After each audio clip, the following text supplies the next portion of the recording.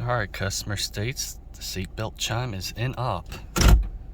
Well, as you currently see, I do not have my seatbelt buckled. Or is the seatbelt indicator? There it is. Now it's gone away. I wonder why it's inop. She's got a seatbelt extender. So if I were to take this off,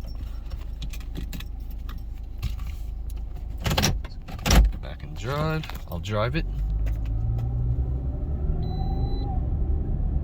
See, that's telling me that, hey, seatbelt.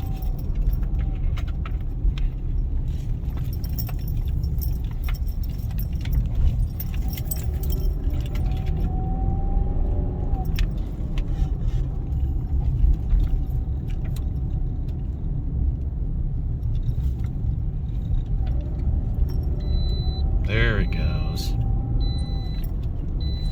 So now, if I were to take this little fella and plug it in, it quits doing it. And as you see, I'm not buckled in.